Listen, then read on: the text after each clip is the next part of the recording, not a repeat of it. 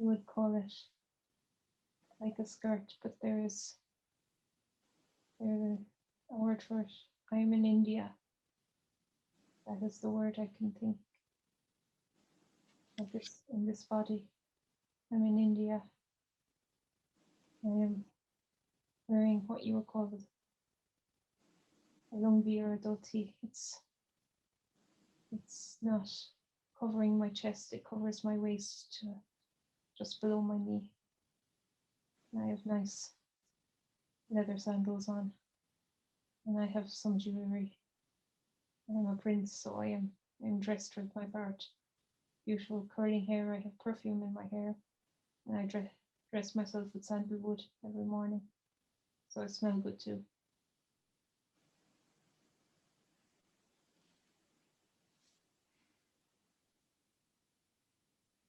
And this is my kingdom. But I want more than just my role. They are arranging my wedding for me.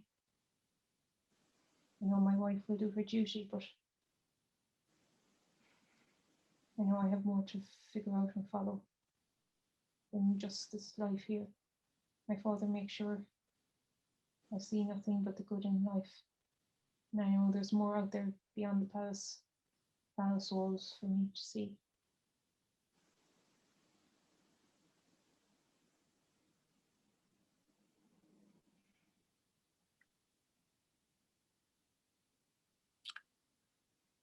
Within this scene now, is there anybody else that you can see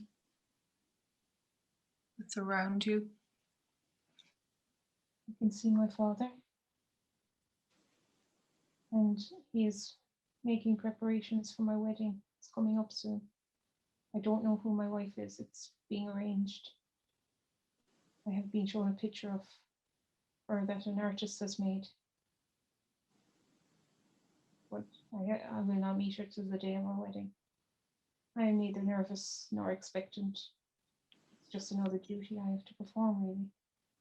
Another ceremony that a prince has to be part of. It is no more important than other religious ceremonies I have had to attend in the past.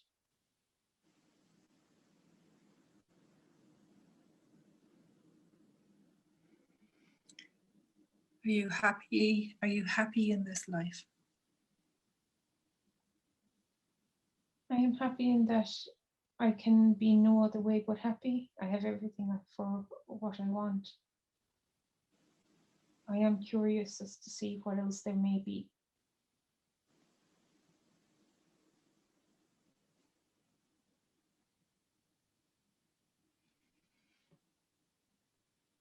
Describe to me what you do on a daily basis. What would you do? In the morning, I do some prayers and some ceremonies. I do get up early around dawn, and my teacher, my guru, teaches me different religious practices which have to do with being a good leader. And then I breakfast with my family, with my mother and my father. It is clear that in order to keep the power in the kingdom, I may have concubines as I get older, but I will have one main wife. For the concubines will just be one or two more women that, if my wife doesn't have children, that there will be children to carry on my name in the kingdom. And there are priests, and I have to listen to their counsel. And I am being taught how to be a king to take over for my father in the future. I do some sports. I do some observation of my father's court, so I know how to give judgments in the future. And there is always some kind of state dinner or some other thing, and I eat well, I sleep well. I play games with some of my courtiers who I see as friends.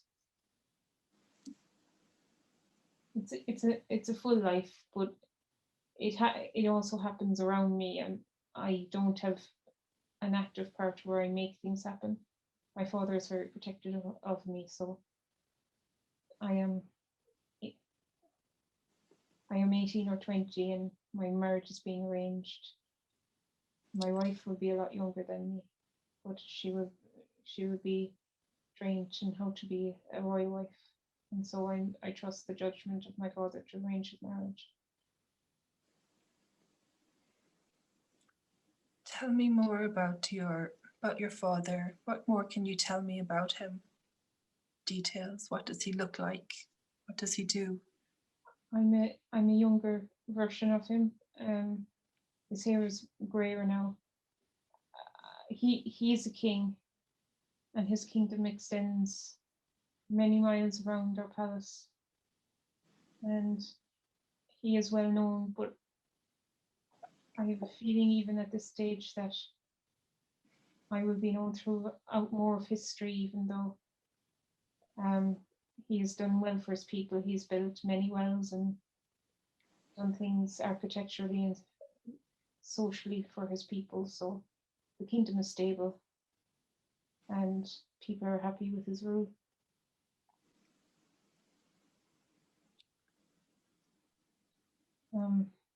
Are you able to tell me what part of India do you think you're in?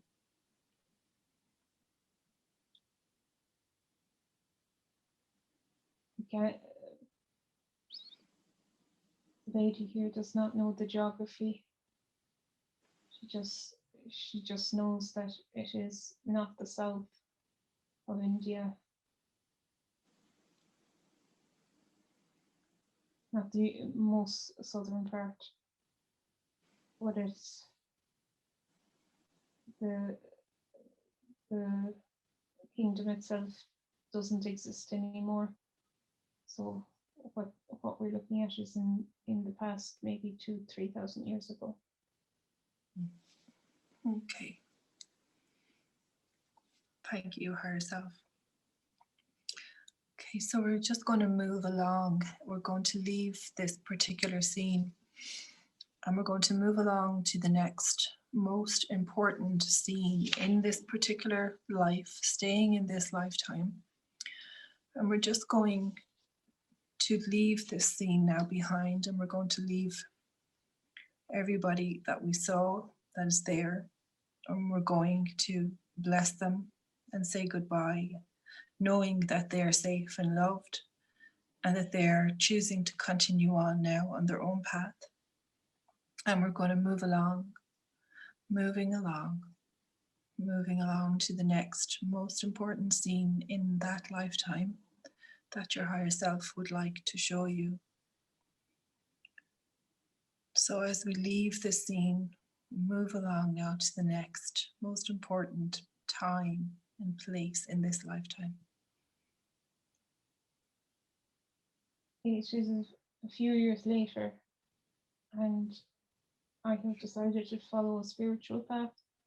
I know my wife and my young son will be cared for by my father in the kingdom, but I have left the palace and I've already seen things that I was never allowed to see as a prince. I know that there's great poverty and great wealth, and I can see there's huge disparity in what people have and what people have not, and how people are caged, whether it's by gold or by absolute abject poverty. And I have to find a way out of this, but in order to find a way out of this, I have to look inside. I've left all my wealth now. Some of my warriors came with me, and we left all our family ties behind. It was quite shocking to society, and we were traveling throughout the country trying to find teachers to teach us, and finding teachings that we resonate with. It's easy to be austere and monkish in this time.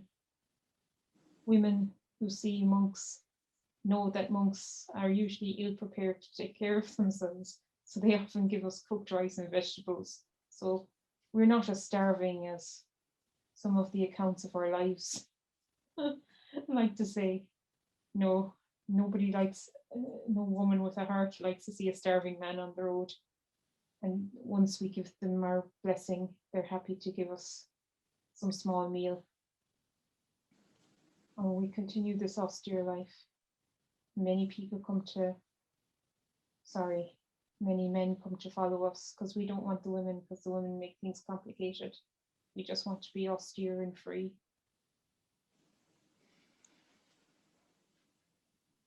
Do you belong to a certain religion or spirituality? What would you call your practice at the moment? Well,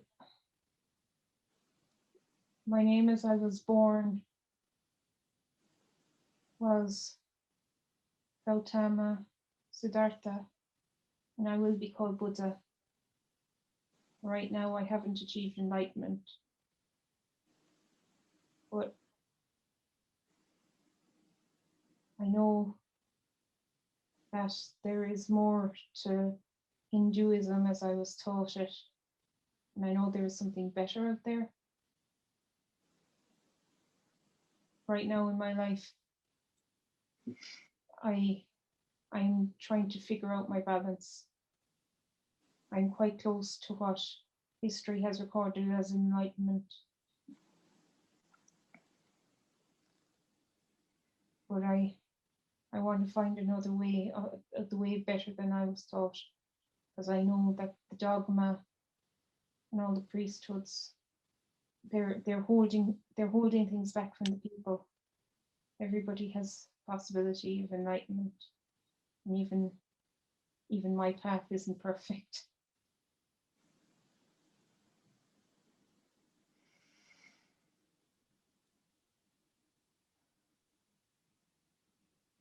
I have listened to many teachers. I have learned a lot. And I sit under a tree to meditate. And as I do, I can feel that I can see all of the answers now. And I realize that you cannot, as a human, detach yourself from all humanity in order to have an effect.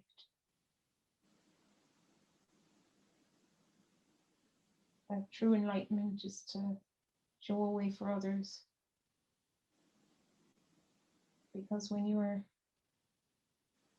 fully meditating, you realize you are part of everything and not detached from anyone, from anything or any being or any plant or animal. It's how to communicate this. When I try to communicate this after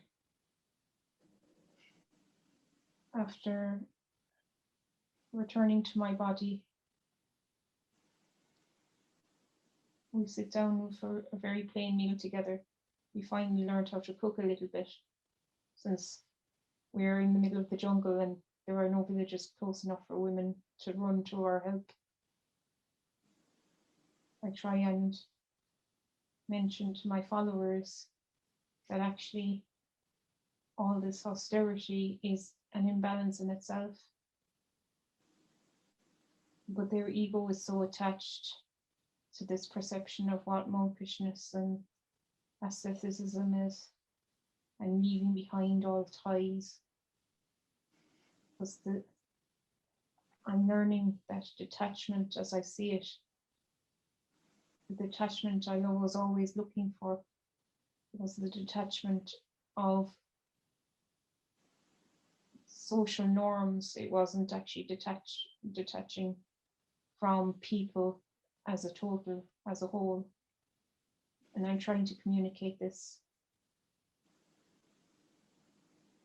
And so it's difficult because my followers now are really, in a way, attached to their austerity and their being, because what really they are is they felt weighed down by all the social norms surrounding them being warriors and them being princes. and they wanted to run away from it at one point, which is good. We all needed to find a different perspective. But actually, we need to find the love. Not if everybody's a celibate monk or nun, there will be no children born. So we need to form healthy attachments to our children and to our families. And that is how we can achieve enlightenment for the whole. But I think, depending on who's recording my teachings, the message will be lost. I can only do what I can do in this life.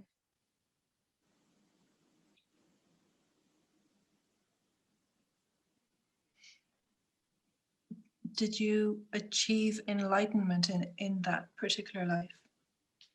I did. I'm called Siddhartha Buddha or Gautama Buddha. And technically I started a religion.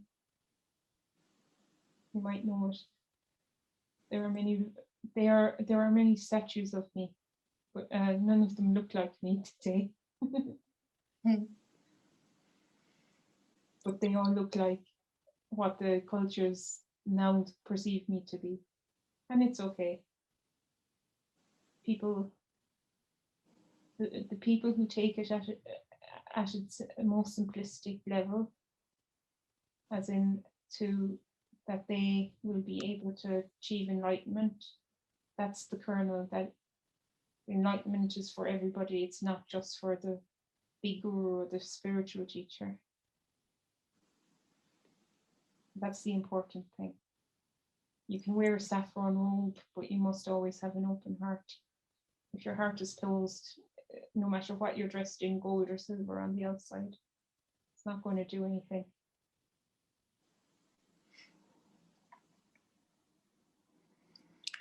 Describe to me in detail how you do look, as opposed to what history has told us. My hair is long, shoulder length, and it curls quite definitive curls. You would say it's like waves. They're quite tight in a way. And my hair is dark, and my skin is more like Southern Indians in a dark. It's darker.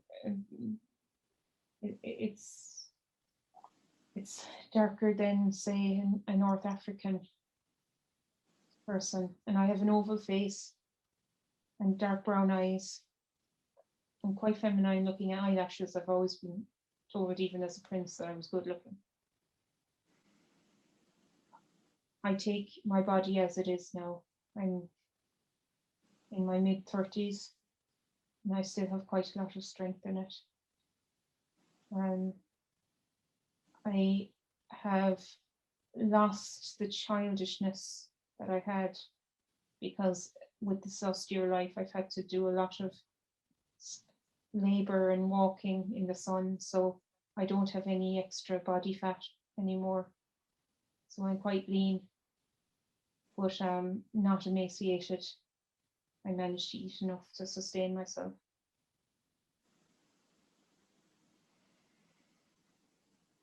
And my clothing is saffron, but it is good quality cotton.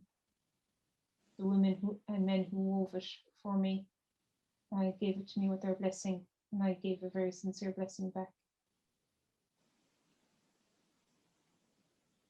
So even though I am not clothed in ornate things, I have something very, very lovingly made for me.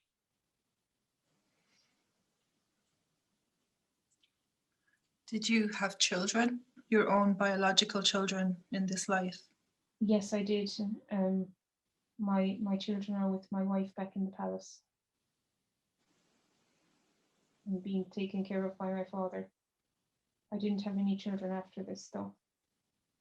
How many children did you have? I had a son and a daughter. Are you able to tell us what happened to your children? Can you tell us that? they went in and had their historical lives, and you can find them in the history books. I never went back to them fully as a father, but I did have contact with them over their lifetimes. And they did take on some of my teachings in my lifetime. But most of my energy ended up being directed to setting up a school for dissemination of my teachings.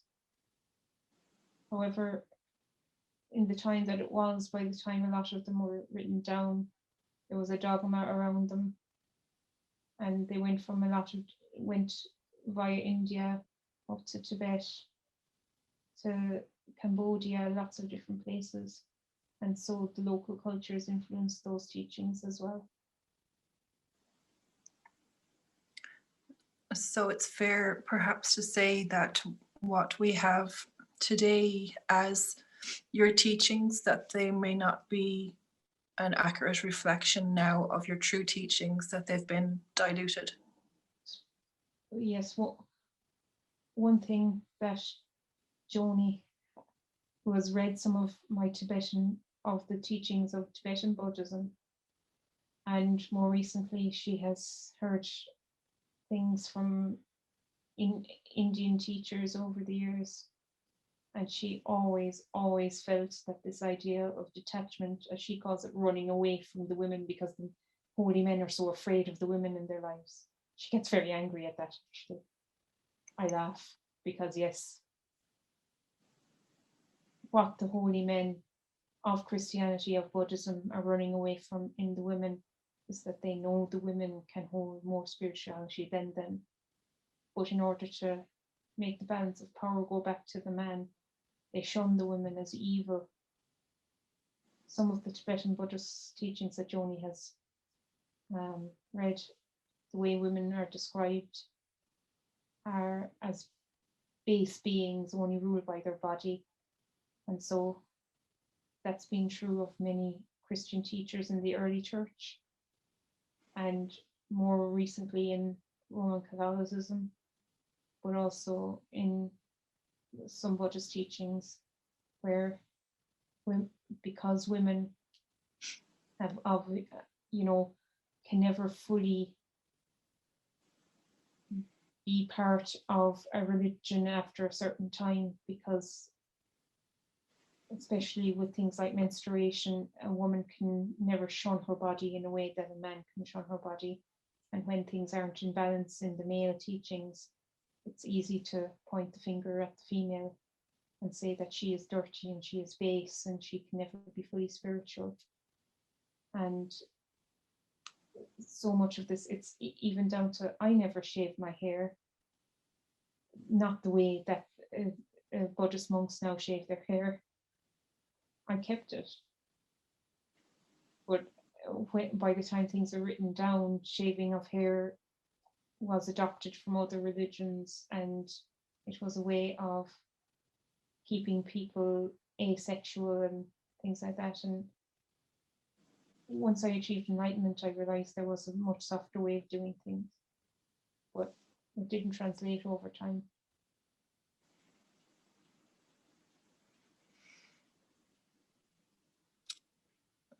Is there any accurate pictures or photographs that may exist of you, paintings, anything that was done?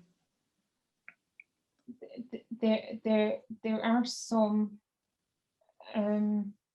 maybe not of me, but there are many paintings of what Indian life was like at the time I existed, and that can be looked at as validation. And also there are teachings that are,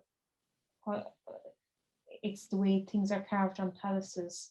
And if you go to Hindu temples around the time, you will see what some of the spiritual teachings are, but because it took a while before Buddhism became known as Buddhism. Buddhism was always considered part of Hinduism for many years. So in the area where I grew up, if you look at the temples there, you will see from things that were carved at that time. And if you go looking, you will see those things. It's just that how it's being communicated in the time since it's past. We focus more on the austerity. The truth can be found if it's looked for in the right place.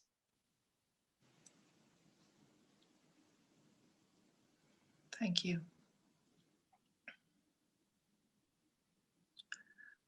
Is there anything else about this lifetime that you feel is important that you can shed light on or show us today?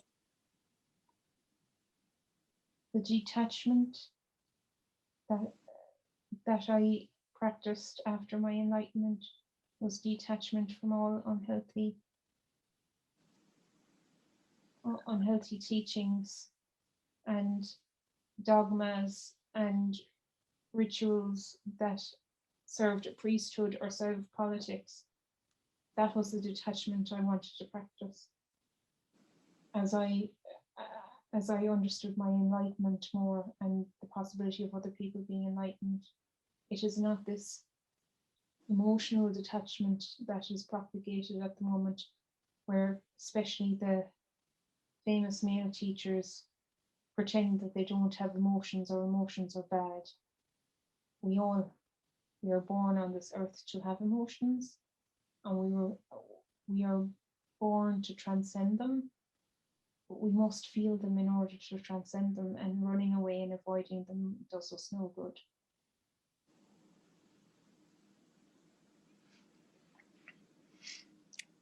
Thank you. So can you explain to me, did you have a death point in your life that you physically died, or can you explain to me what the process was for you when you achieved an enlightenment, that you didn't die in the normal physical sense that we are accustomed to? My enlightenment happened around what you would call my midlife, and then I lived to be an old man afterwards. I did not die at the point of my enlightenment. However, I left my body at will later on in my life when I felt my life was to be done. And that is a teaching that is kept to certain people. People don't realize that that's a practice that even ordinary people can practice. That you can choose the point at which you leave the earth in spiritual form and leave your body, and cut the cords that tie you to your body once you've learned your lessons in your life. There's a lot of, in different religions, there's a lot of things to keep people in control, for the religion to keep control over people, rather. So I left my body when I felt it was time, and I left it in the witness of other disciples of mine, other followers of mine. But this is not something that only enlightened spiritual teachers can do. Anybody who has the belief, and there are people in modern times that have done it with witnesses, that if you follow certain spiritual practice, your soul may leave your body and you may choose to incarnate or not incarnate, as the case may be. It does take some ritual purification, and obviously if you have family members or people that you love, you need to prepare them for this, because it is not fair to do it without preparation. Because to form healthy attachments, you must treat everybody well and with love and due care and consideration. And that is what I wanted to teach, that as a prince, I was protected from the outside world. As an ordinary person, cannot be. And I found out that I could. There are even some monks, you can read about them now, that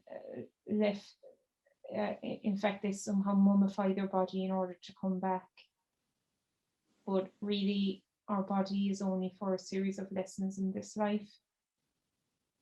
At the moment, the way Earth is, we only live a short amount of time compared to what we were designed originally to live, many, many hundreds of years. And maybe when Earth develops again on a spiritual level, our bodies will last longer. But as it is, our bodies are designed to last a period of time, and then we go on and learn lessons and reincarnate to learn new lessons. There are many books on people who have lived thousands of years, and they come back and after time.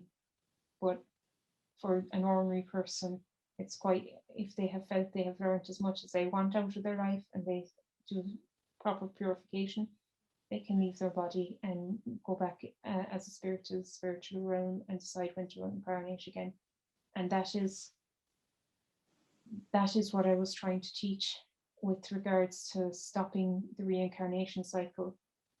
The whole point of reincarnation is that you come back to learn your lessons. The way it is taught in Hinduism is that you can never get off this wheel of karma. No, you learn your karma. Your karma are your lessons. And once you learn your lessons, you are free to move on and learn new ones. It is not meant to ever have been a trap. And that is true enlightenment, that is true freedom. Thank you. Okay, so moving along now, we're going to move along within the same lifetime.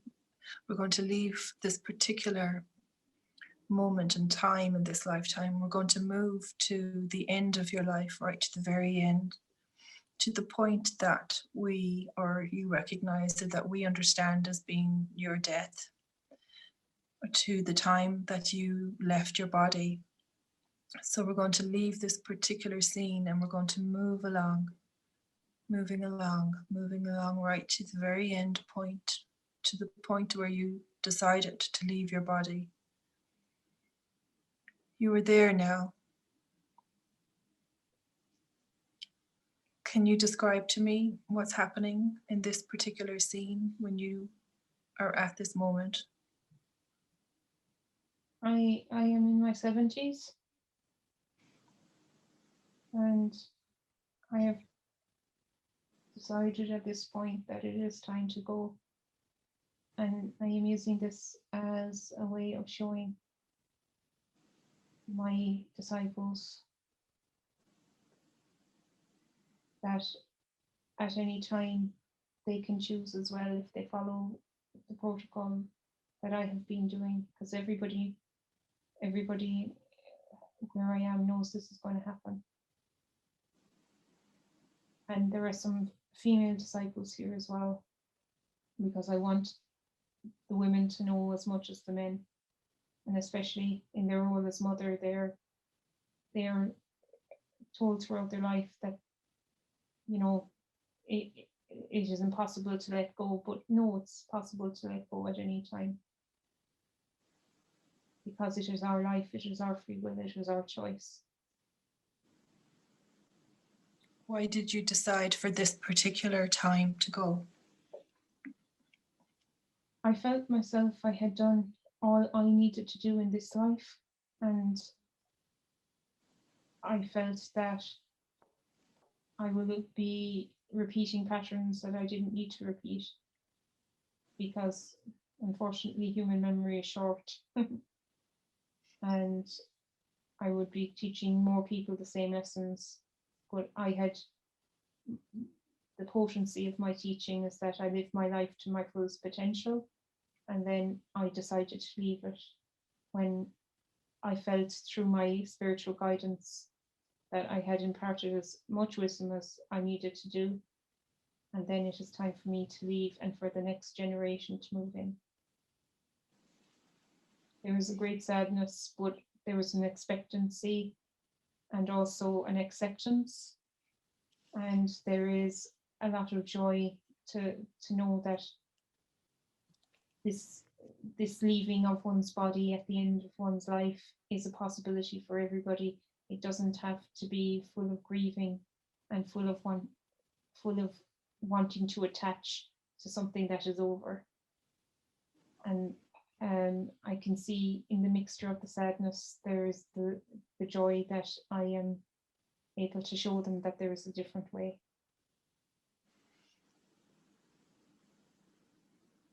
Are you sick? Are you lying down? How does this actually look like to other people? I'm in a meditative pose, and my students are sitting around me, and we are meditating. And at the moment it happens, they literally see the light go out of my body. My spirit has been hovering around me on and off for the last few weeks. And essentially what I do at the end is I consciously cut the cord between my spirit and my body. And so my body slumps a little in the lotus position, and they know my spirit has left.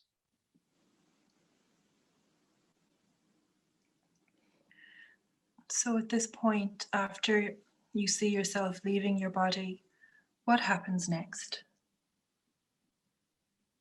I see what is known as Bardo, which is you see your light flash through all the moments of your life, and you see what lessons it was designed to teach you. And I can go to the next point in my evolution, which is to fully learn everything in my life, anything that as a human I may not have been able to perceive, but I need to integrate everything. And part of my enlightenment was that I had to put so much of myself into my spirituality that anybody who comes across it can understand at some level what I was in my teaching, even if the teaching is somehow lost in translation or slightly muddled over time. If people come at it, come to the practices with a pure heart, they will actually be able to sift through any layers that may have been put on at a later point, and they will be able to get to the truth of it. But they have to approach everything once my heart, and I found that once my heart was open and I was using my heart as much as I was using my mind, then that's when the best teachings were learned and communicated by me. So a person, let's say for example, a woman who's a mother who has a husband and children and is living the type of life we live now, is it possible for an ordinary person can be enlightened within their own life? Yes, that was the kernel of my whole teaching. And what does that look like? What does it mean to be an enlightened person? It means to be fully present in your life. And as you work on what we call in Indian or in Hinduism or in Buddhism, the chakra points, as you work through all your chakras, both the ones inside and outside your body, that you are able to, even within the bounds of family duties, you are able then to show your children how to live well, your husband how to live well, or your partner. And in that way, you can all achieve a spiritual upliftment.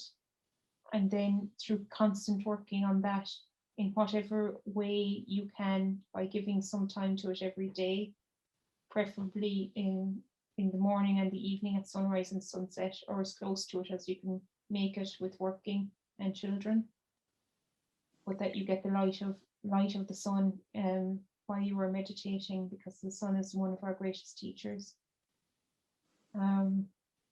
That then once you keep at the practice, you will achieve You just have to believe you can achieve it, and take away the supposition that enlightenment looks a certain way. This is what's happening with Joni. She thinks it should look a certain way, and she is literally blocking herself in doing this. Not a complete block, but it is a stumbling point with her. It would seem that if one achieved enlightenment, though, would it not be very difficult to exist amongst a lot of people who don't even consider enlightenment anything, that's not even in their thought frame, that they're just ordinary ego attached people just getting on with very materialistic lives? How can a person who wants to seek enlightenment like Joni exist within this modern life where most people don't even think about enlightenment? This is the thing. We will nearly have to change our vocabulary around it, because of the way religions, including Buddhism, are set up. Joni has friends from India who are practicing Hindus, for example, and they are taught that they will never ever have aligned or open chakras, because the priesthood there wants to close everybody down and use it as a way of making money for their lifetime. Much the same as a Catholic priest always say that you have to go to confession. Confession is just a power-sucking thing, and it's also a shame manufacturing idea. Not that we don't sin or that we don't do things that need to be learned from, but the idea that somebody else has to absolve you of that sin who is not involved in the transaction between you and the person whom you may have wronged. That's the whole point. That's the evil in any priesthood, that they intercept a person's connection with the God, whatever God you believe in. So back to your question. If someone is a family member, if they're a householder, they will be teaching their children and their partner by their actions, because everybody learns by actions, and actions always speak louder than words. In Joni's case at the moment, the way lockdown is happening, her path to enlightenment is a little bit easier in that she literally is forced to look inwards and then make clean attachments to the people who will be there in her life, helping her grow and develop through life. And she will only, and then she needs to know that she will only actually make new attachments with those who will be the best for her in her life going forward. And she needs to have faith in herself. And any difficult attachments will dissolve. She has asked that for the highest good, because she is actually learning at a huge level. But again, because she is, for the want of a better word, attached to how things should look, she's creating blocks for herself that actually don't need to be there. And with anybody, enlightenment is something that can be achieved by anybody. And there are even Buddhist parables where enlightened priests have gone down the road and met a beggar. And you can look this up. It's a very famous one, that the beggar is told if he chants 5,000 or 1,500 times a day for the rest of his life, he will achieve enlightenment. And then he chants and he finds enlightenment after 5 days of doing this chanting. Why? Because he believed he could be enlightened, and the belief is what brought him to the enlightenment, and then the practice brought him closer to it. So it's a combination of both. You need to do it regularly, and you need to do it with persistence, but it is possible within everybody. And if your children are watching you do it, they will do it. And even if your partner is closed off initially, your partner cannot be totally closed off from you, or else the relationship will actually stop. But if they want you in their life, they will see how important it is to you, and eventually they might come to their own practice, even if it doesn't look like yours, because everybody has their own path. So you might feel that you have to do some chanting or some prayers that work for you. Somebody else will find their sacred music, or their sacred dancing, or their sacred prayers that work for them. But two people can pray in the same household, and they might be praying differently, but they are following their own path, and both paths are legitimate, because what we call God, what we call the eternal energy, is everywhere, and we are all coming from our own perspectives. That is a very big lesson that needs to be learned. Yes, and understanding, having more understanding for other people, having different perspectives, I think is important. Just taking you back to the point in time when you decided to leave your body. At this moment, after you took your last breath, where did you go after that? What happened? What did you see after you took your last breath and you left your body? I decided not to reincarnate. I work on the higher planes with other guides. Some people you might know, like they call them ascended masters. We are not ascended in the fact that we're higher up than you, but we have learned our lessons, and we look at what's going on Earth, and we offer our help where it is needed. So I engage with people who you would know as Yeshua or Jesus or Saint Germain, and Bridget, the goddess, and the Christian saint. She exists depending on what we're asking her to do. She switches her role. And people like the white and green Tara, and many other goddesses and gods from many different religions, because we're all aspects of the Great Spirit. And I help whoever asks for me for help. And in Earth language, on higher levels, we influence people of power to make the right decisions around big things to improve society as a whole. But again, it's all done with free will, and it's all done on a benevolent level. We have to be asked, and we don't go against the rules and that to interfere. We have to be asked for our help and guidance, and we offer it freely. Thank you. Okay, we're going to leave this life now. We're going to move along, and we're going to go with our higher self, as our higher self has another place, a place in time, perhaps that the higher self would like us to see today. That might help Joni to understand more of herself today. And then we would like to leave this lifetime now and leave all that's in it, leave all the people, leave them continuing on in love and light, continuing on their own journey. And you're going to continue on your journey now.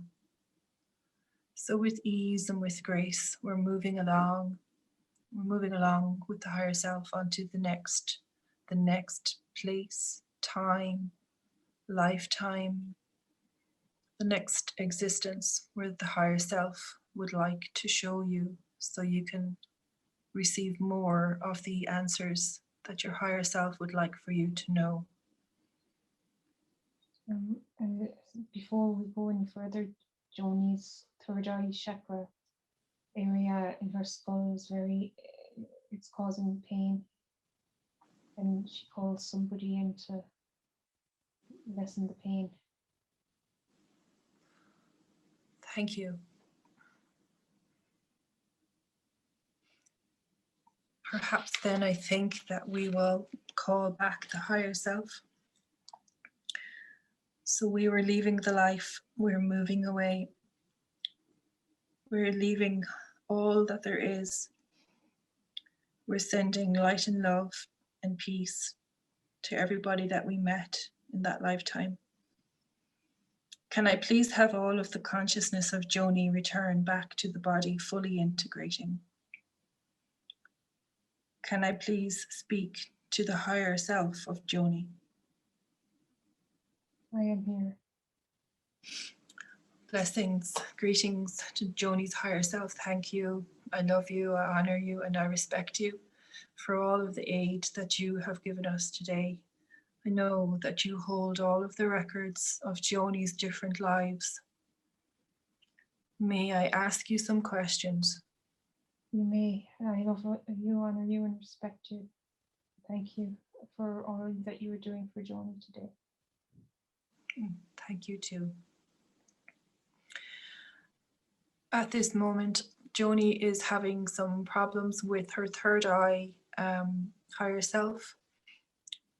Is that being taken care of now, or should we go into the body scan to look at this a bit deeper? I think it's time for the body scan. This pain is because of an activation due to looking at this life. I will bring in Archangel Michael and Bridget to help soothe her. Because Thank you, Heart. it is not to be feared. It is just that the pain, the activation is causing some temporary pain, which will dissipate. Thank you. May we continue and conduct the full body scan now on Joni while this is happening? Yes, you may. Thank you. Please go ahead with that now. I welcome in our dear goddess, Sister Bridget. Thank you for being here present with us today.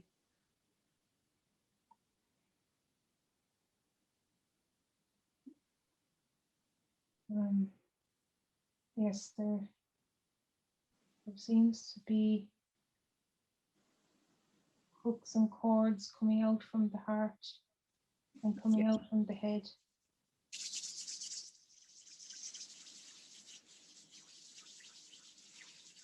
Would you like me to place love light or phoenix fire onto these hooks and cords?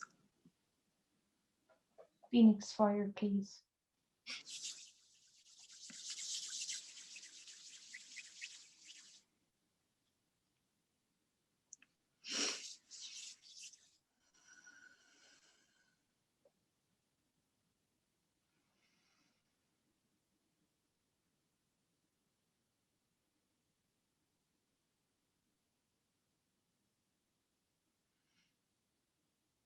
Is the full body scan complete?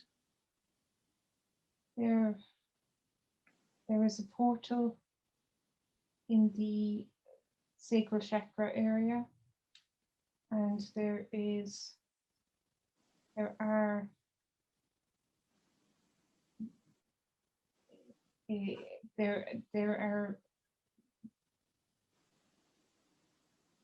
energetic presences in the joints, in the knees, and in the ankles.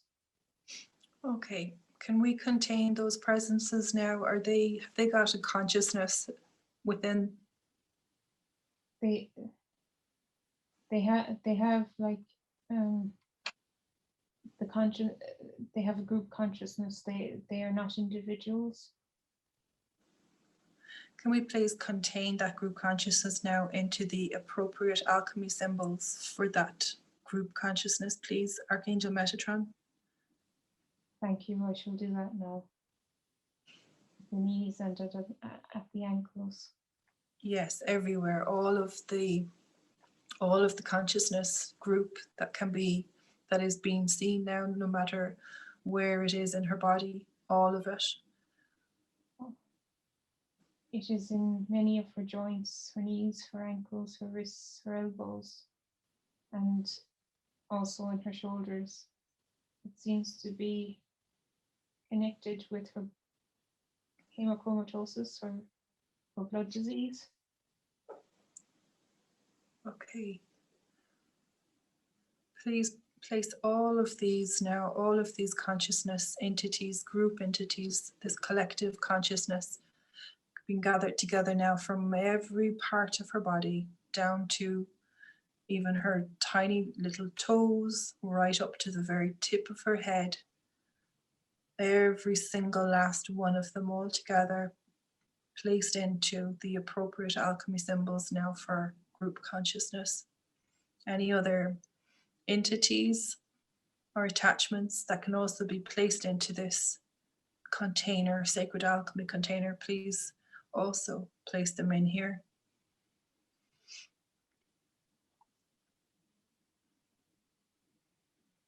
That is done. Thank you, Metatron. Is there anything else in the body scan? Have you found anything else that we need to look at? Yes, the portal in her solar plexus.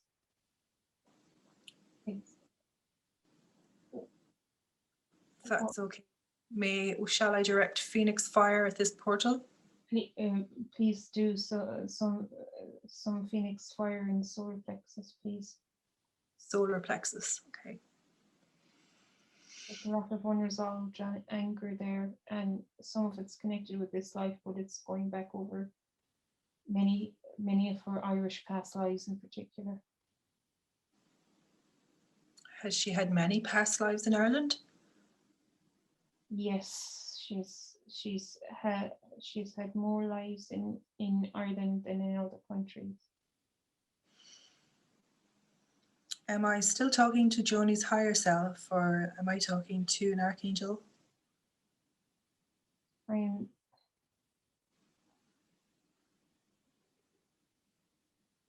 talking to Joni's higher self. Thank you.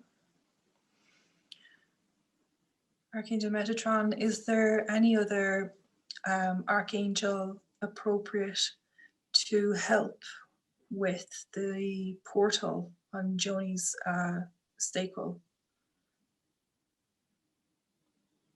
Yes, I want to have Archangel Raziel and Raphael. Thank you. Welcome, Archangel Raziel and Archangel Raphael. If you would please work on whatever alchemy that you need to bring in here to help Joni with this particular portal.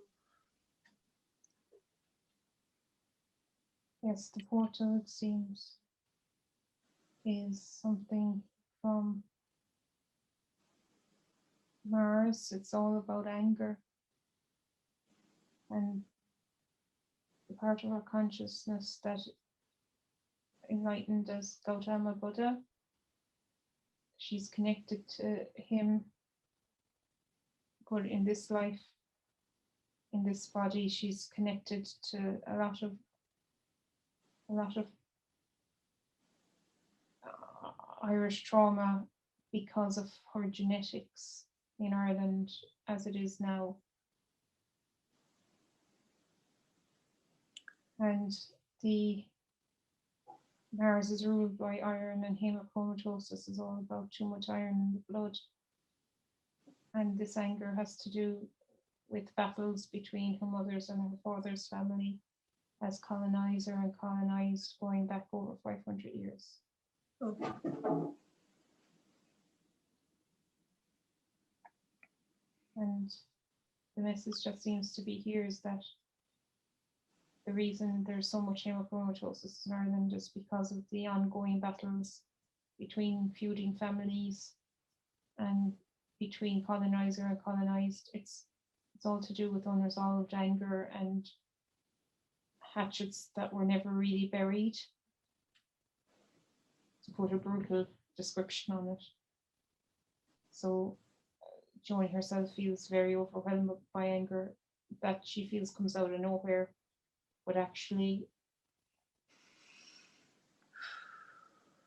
she's not absorbing any anger, she's actually letting it go, but this will help her push and then process it so it'll be up and out of her going forward.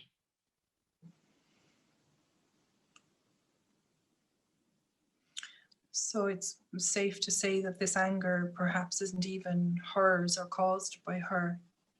It's not caused by her, and actually, even though she remembers situations in her life as Joni that she has attached anger to, she's worked through her anger in this life, but it's triggering past life anger, and that's what she's actually working through. She's working through anger on her mother's and father's side of the family for the past half a millennium, and that's why she's so drained at the moment. Is that portal closed up now? It's closing. It needs about another. It will be fully closed in 2 weeks' time, but it's closing up gradually. So the effect of the healing will be finished in 2 weeks. Perfect.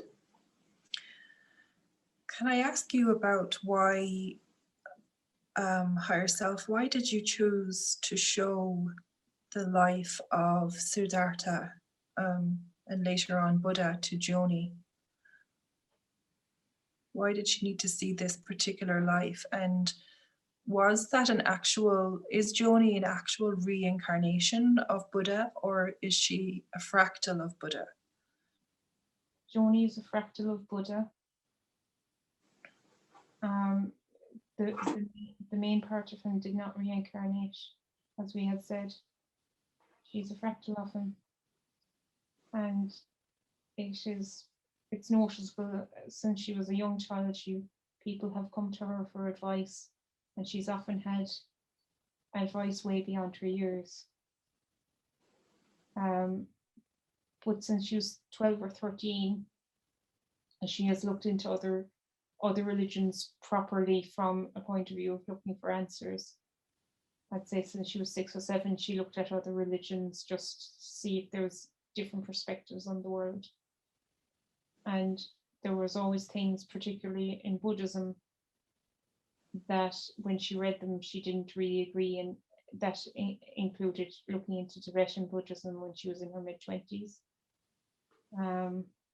But it led her to look at discrepancies in Christianity and Roman Catholicism, which she was brought up with in this life. And she saw a common thread about how men are taught that they can be more spiritual than women, and she never felt that. Her experience of any type of spirituality was that the women in the household, her grandmothers in particular, held on to spirituality, and then her mother way more than any of the men in the family. The men were always the first to leave the church or ignore what the church said or did. So she was shown this life to confirm that, number one, women and men have both that men don't have to detach completely from women to achieve enlightenment. It's a complete imbalance in teachings that women are somehow lesser than men, but just because the teaching gets passed down by men through time, that this becomes seen as a truth when it isn't. And also that enlightenment is something that can continue throughout, ripples of which can continue throughout life. Yes, it happens at a particular moment, but the actual idea of enlightenment doesn't take one particular form. Buddha sitting under his tree can happen for other people as well, and it might happen in your front room on a sunny day while you're meditating, but it's no less legitimate. And she's very much interested, and has been for many years, on how systems, be they religious, be they social, are too dogmatic, and that people need to take their power back. So sovereignty is very important for her, and she knows that the heart and the head need to be linked for anything to work, whether it's society or whether it's spirituality. Because if if you think too much without your heart, it's very cold, and it actually can be very hurtful if you're thinking and acting without your heart being aligned with your head.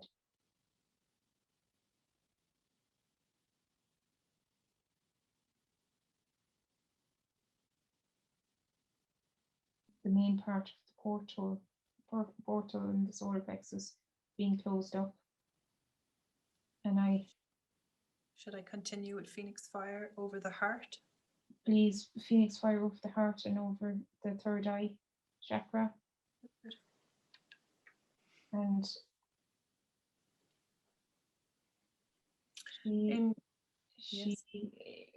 will notice that her hemochromatosis systems will ease, and as they do, she will find it easier. She will actually find it easier to adhere more to a vegetarian diet as well. So the anger was drawing her towards meat. So as she releases the anger, she won't feel the need to be heavy. So a vegetarian diet is more suited to Joni in the long run? Should she completely cut out meat, or will she cut out meat eventually for her health? She will gradually lessen it until she doesn't have any need or desire for it anymore. And that will happen in the next 12 months. This time next year, she won't even have a taste for it anymore. It won't disgust her. She's not the type of person who, if she decides to do something, she'll do it and keep to it. But this portal was keeping her very, very dense. So then the taste for meat was in her, and now she'll gradually factor it out of her diet. It will be an easy process, but once it's achieved, she won't be going back, because she'll have learned how to balance her diet without it in it. That's very helpful. Thank you, Higher Self. In relation now, and Archangel Metatron, in relation to the consciousness that we have placed into the alchemy symbols, this consciousness, are you able to tell us more about what is it? It's literally the anger of all the past generations, which manifests as the iron in her, the excess iron in her blood, which coagulates or gathers in all her joints, and that's what makes her feel achy and painy when she has hemochromatosis symptoms. So is this consciousness, is it anything to do with entities? Is it reptilian? Has it got a form? Did it take on a form like that in order to have a consciousness? Yeah, it took on a form. It's literally the embodiment of generational anger. Wow, okay. And while they don't have a speaker, what they want to communicate is, on general terms, the people in, this is true for everybody in Ireland who suffers with this disease, because it is a very common disease in Ireland, and it's a very common disease throughout the people who are genetically from Ireland, for example, Australia and America too. So it's the literal embodiment of all the generational anger in people's bodies. And interestingly enough, the doctors only want to remove people's blood. They don't want to treat it with a diet and with reduction of meat and looking into it. Joni's looking into other ways through diet as opposed to just bloodletting. And she's being successful, but she'd be even more successful now that she doesn't get the taste for meat, and will gradually go. So she'll and she already is feeling a lot calmer, because she was getting worried that she had hit a brick wall with trying to manage it, but she's managing it fairly well.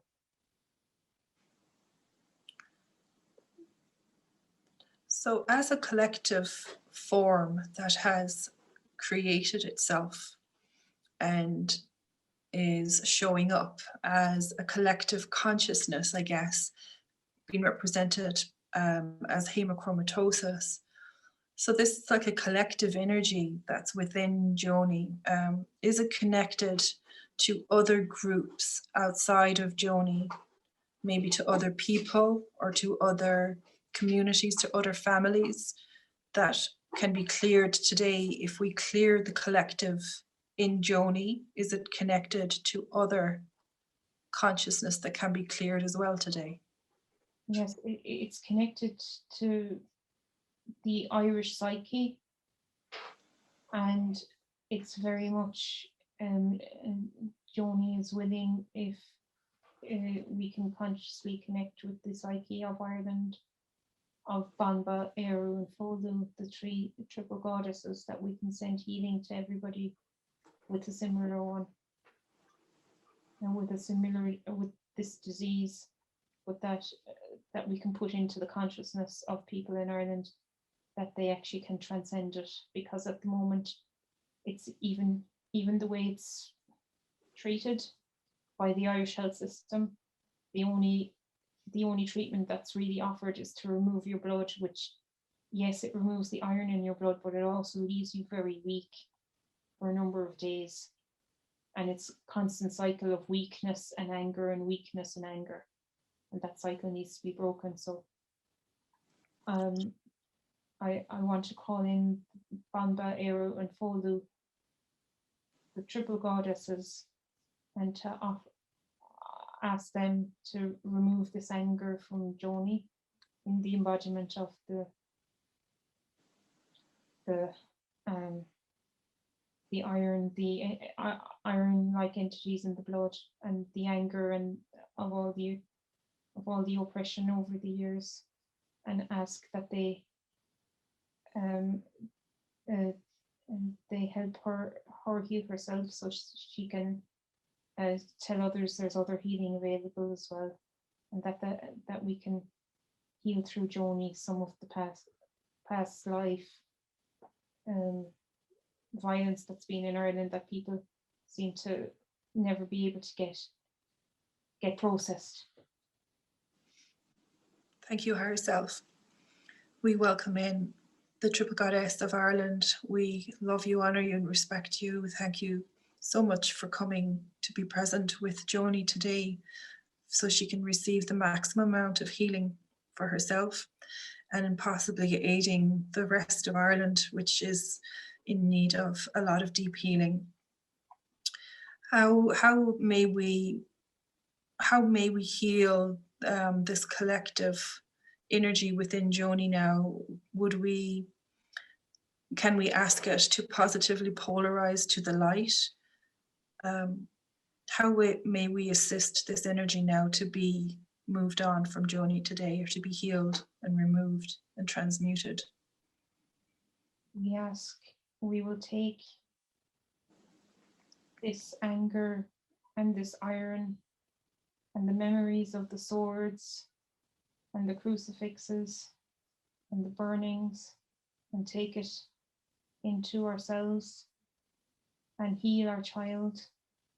And as she heals, as the portal that brings this anger and turns it back up in her closes up, we will ask her to remember us in her dreams and communicate that way. And we will send blessings to all our other children with this, that as she takes it away for everybody in her family line, because she had to inherit this genetically through both her father and her mother in order to have it. And it heals her family line up. But also we put it into the collective consciousness that this is not a lifetime disease, that it can be healed, and that people will be drawn to whatever healing modality necessary in order to completely heal it and take it out of the Irish experience, because our fighting needs to take place on an energetic level in order to fight through the lies that have been told to us. or told to our children on our land that took away their sovereignty. They must all realise they are sovereign once more. But we will take Joni's pain at the moment and the embodiment of that pain in order to heal her, because she has put herself forward for her family to heal them. That's perfect. Are you doing that right now? Yes, we are going through her body and taking it out joint by joint. We will ask you to start from her toes, to put in love light, to heal the places where in the joints of her toes to her head as we take it out. So we have done her feet now, and we are working up through her ankles and onto her knees. We're starting at the tips of her fingers and working up through her wrists, her hips, her shoulders, her neck,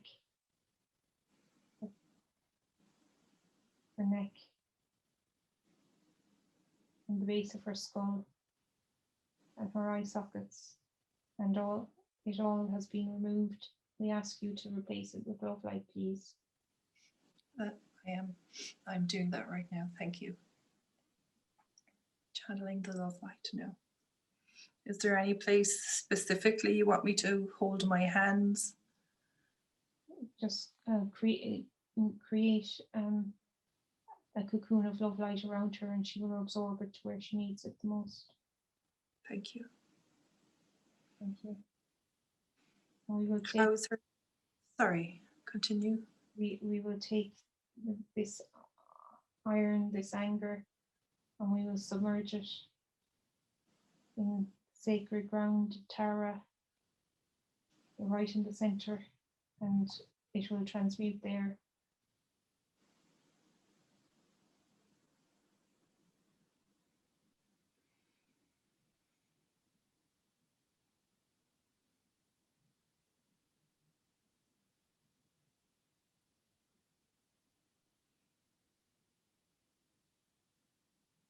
We will leave no our sisters. Love you, honor you, and respect you. We will leave Joni's higher self to speak for the rest. Thank you. We love you, honor you, and respect you. Thank you as well for coming to be present and help us today. This has been an incredible help for the Irish collective consciousness today.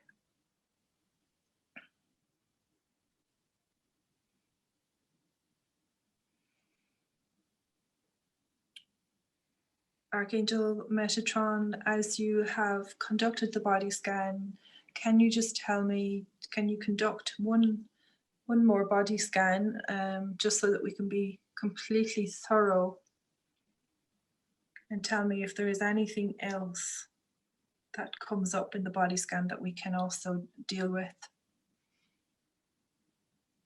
that we can transmute today. She seems to be clear of everything. However, the effects of the healing with her solar plexus and with her blood will take 2 weeks. She will see a gradual improvement to where her outbursts of anger that don't seem to be connected, as they are not connected to anything in this life, they are triggered from a point she remembers, will gradually dissipate. We ask that she journal that. All the angels want to see her write, pushing that into writing, so that she can look at her healing journey, and also that the portal, as it gradually closes, at the moment it's actually closed on the outside, so nothing can come out of it, but it needs to reduce so there's no potentiality of anything coming through it anymore. So it will be completely disappeared in 2 weeks' time. Is there any of the alchemy symbols that can be placed upon it or used to help enhance that healing for her around that portal at the moment? The Metatron cube, she does her meditations and puts herself in one every morning and every evening at up and sundown. but that actually needs its own cube around it. Okay, perfect. Thank you. Thank you, higher self.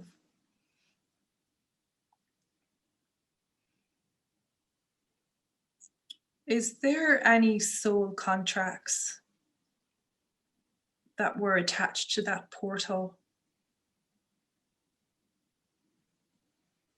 Yes, her family on both sides, that portal, the fight that's continuously between her family members, that it's contracted through that portal. And now that is closed, she will see a shift in how her family members relate to her. But she's no longer attached to that relationship in a way that's hurtful to her. So it will be her choice going forward, completely on a conscious level.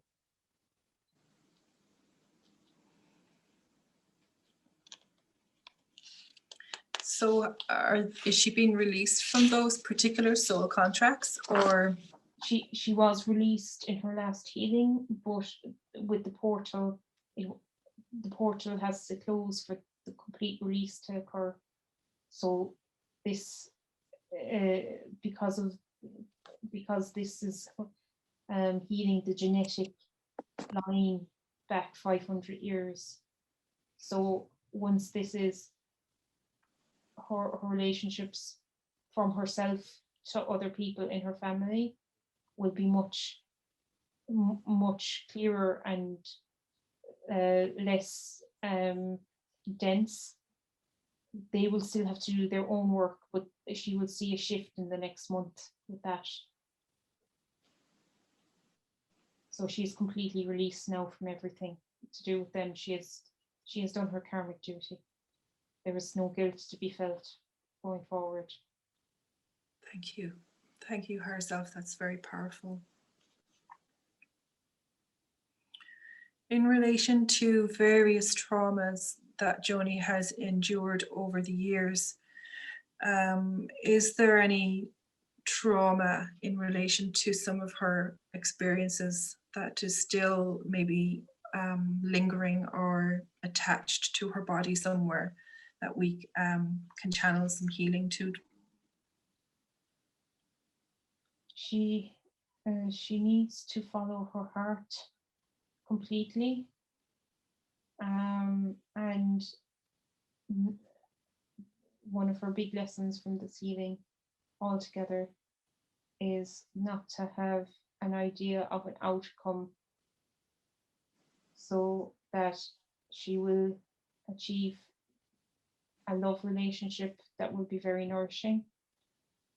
However, she needs to follow her heart with it and not get hung up on all the nitty-gritty details. If she reflects on her heart from now on for her life, her heart should override her brain. They should work in tandem, but she should go to her heart first before she goes to her brain and her logic, because sometimes the brain and the logic make things more complicated than they actually are. Yes, indeed.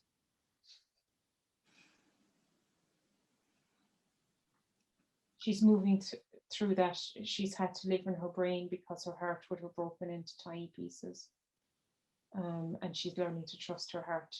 But it'll just take a while. With practice, it will come. How is her third eye looking now, and how's that pain? The pain is still there, but she is there because her third eye needs to open more, so she can bear it, and it's a lot less, but it'll continue to open, and it will stay open now. It won't close up anymore. Should I continue channeling the love light energy to this cocoon of energy around her? Is it enough? It is enough for this healing, but like I said, the effects with the Metatron cube around the portal will last for another 2 weeks. That's perfect. Thank you.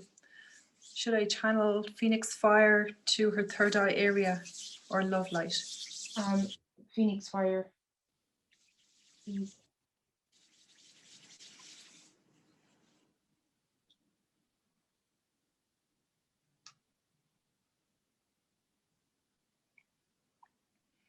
Is it okay if I continue to ask some of Joni's questions from her list today? Yeah, yes, you may while that is being worked on. Thank you. She would like to know what can she do to improve her ability to focus, that she is feeling that she has concentration difficulties.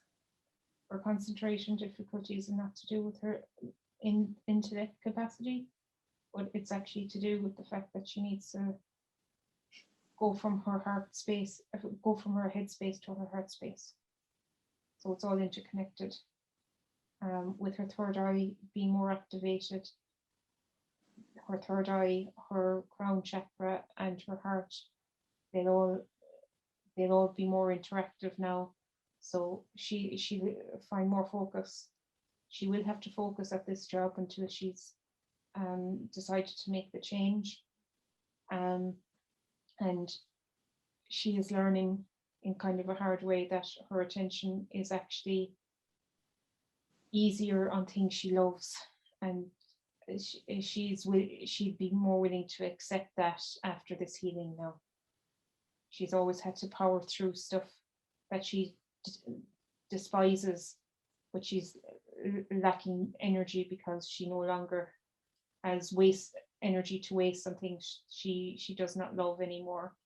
So she will find a way to construct a life that she loves, and therefore she will have energy for anything that she wants to do in that life.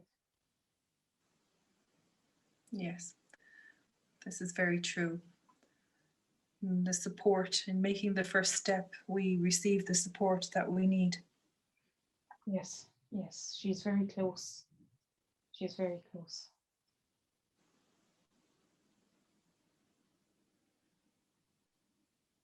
Have you any more questions?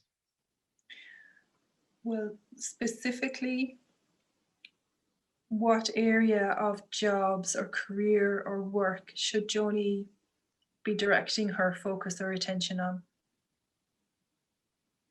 Initially, she should go with what her current academic levels are. So that is teaching English as a foreign language. It will help her be more mobile as things open up. And it will help her earn money, her time, as she transitions out of this current job. Her main blockage is that her self-esteem has been low around academia for things that have happened in this life, but her past experiences in this life will not inform her future experiences in the way she thinks. So she must leave the past in the past and focus on the present to manifest the future. She has the capability, and she just needs to apply herself now. I have every certainty, and I know from our previous session that we did, it was very clear that Joni would go on to have a close and loving relationship and go on to have a family. But Joni would like to know, just to reconfirm, what can you tell us in relation to her future life partner, and perhaps with having a close relationship? Is she closer to that happening for her now? She is. He is. Again, right now he's not physically close. That's okay. He wouldn't be able to be physically close because while she is using this time to work on herself, he is using this time to work on himself. She has noticed a change in how he relates to her, and while he doesn't realize this change on a completely conscious level, it is manifesting.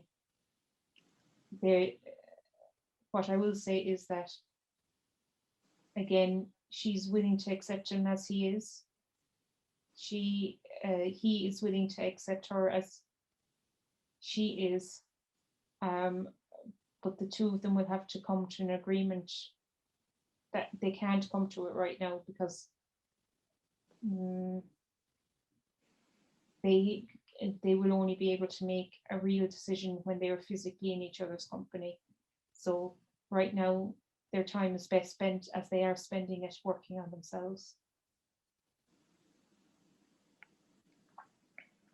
Thank you, higher self.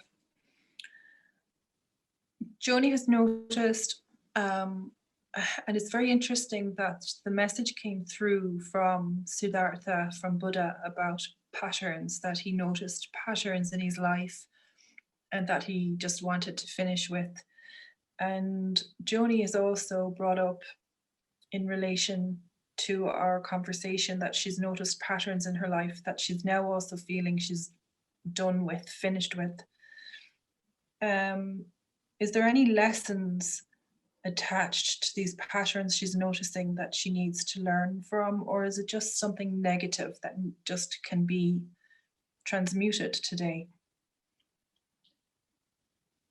This comes back to an earlier question about her being sexually assaulted, and the sexual assaults happened for a number of reasons, but the main reason was for her not to put blind trust in people. What the lesson was that she had been in a particular relationship with her father and her stepmother where they were not actually trustworthy with regards to her, and therefore she had to go against her own inner judgment and her right judgment of herself in order to live in a house with them. And when she went to live on her own, she attracted people that basically undermined and used her in a way. She wasn't abused sexually by her mother, her stepmother and her father, but she was set up to be abused because they didn't treat her correctly. And she is now learning the skills to trust her. She's learning to trust her gut and her heart. So with her solar plexus being healed of anger that isn't hers, she'll be able to know whether something is safe or not. And she'll also be able to discern the love or the absence of it in any situation. So the healing of her family line that has been done today will basically open up her world in a way that she can't even perceive of at the moment.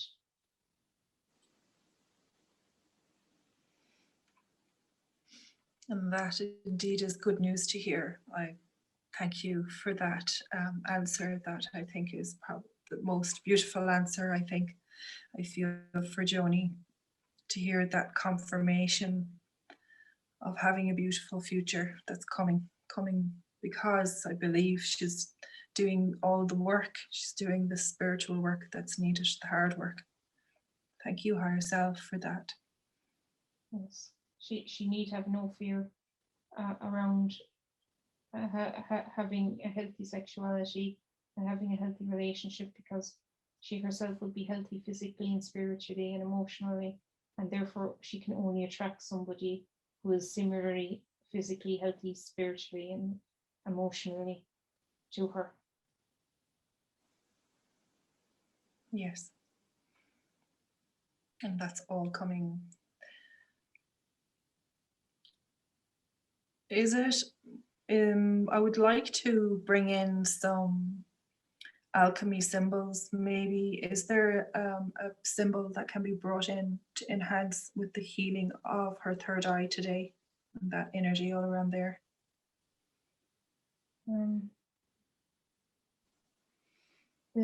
I will ask you to choose the symbol that you think is most appropriate.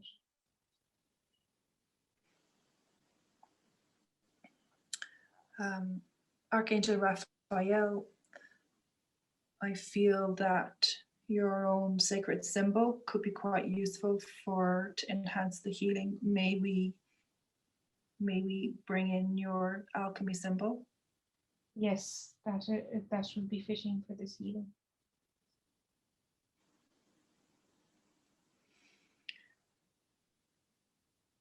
Higher self, I noticed when I was doing the energy work at the beginning, I felt that her throat chakra may have been a little bit misaligned. Is that true? And is there misaligned chakras that you can align for her now as well? Yes, the throat chakra can be clouded over occasionally. Again, it's with her operation of her heart. Sometimes she says yes before she's actually contemplated whether she really wants to do something or not. So if we can do a final realignment of the chakras from the crown right down to the solar plexus, it would be helpful for her, for this healing to take full effect. May I ask for that chakra realignment to happen now? Yes, you may. Calling in the archangels, Archangel Metatron and Joni's higher self, and calling any archangels that would like to be present now to help with the realigning of Joni's chakras during this healing session. Now I call you in, I invoke you, and I welcome you into this healing space. Is there any archangel that would like to come forward, or is there a message from Joni's higher self or one of her guides that would like to come forward to us? Bridget would like to come forward. Welcome, dear sister Bridget. Thank you for being present in our healing today. What message would you like to give to Joni? Well, as Joni's chakras align, like my sacred flame in the forest of Kildare, she lit beeswax candles today, and I hold the bees very dear to me. And she will be learning about Breton laws that pertain to bees in the next few weeks in her ancient Irish class. I will advise her that as her chakras realign, for her to look into Kundalini yoga. She needs to be able to run her energy through her body, so she can be an effective healer for herself and for others. And as she learns her Isis priestessship, she will learn about sacred sexuality, which, because she is really looking into how she will have a future family in the most sacred way. But for her to learn about how to use her own creative energy in not just a sexual way, but throughout her whole life. And I want to help her ignite this fire today so that she can use it as the chakras realign, and as her sacred chakras healed, that all this creative energy can flow through her and flow out through her hand chakras as well, so she can be as creative and as healing as possible as she walks through her life from here on in. Thank you, dear Goddess Bridget. Please go ahead and please light that fire within Joni. Yes, and so I go from the sacral chakra and the solar plexus up through into the heart, the throat, the crown, and the third eye, and I run a gentle flame all the way up through, and I can see they're all aligned now. I will ask her not to work with to research Kundalini yoga, and but not to put it into practice until after 2 weeks after her other chakra is healed, her solar plexus, or sorry, her sacral chakra, and that she will be able to then do some practices around it as she as she enjoys the alignment and it gets to discern in her body, and for her to meditate and get used to the feelings in her body at the different chakra points, so that she can know her body very well. She's beginning to live less in her head now, and she needs to discover her body more.